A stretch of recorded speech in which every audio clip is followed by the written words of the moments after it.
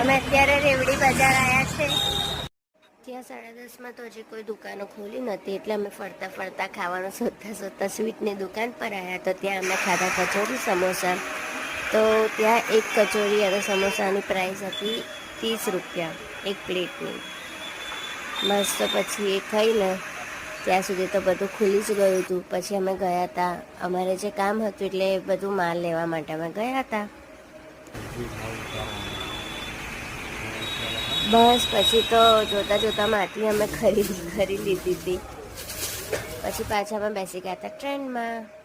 मैं इस पार वो उस पार, हाय ये दुख है खत्म नहीं होता यार. અમે ફાઇનલી લેન્ડિંગ કરી દીધું છે વડોદરામાં. વડોદરા પાછા આવી જઈએ એટલે સુકૂન લાગે છે યાર. પેલું છે ને ધરતીમાં છે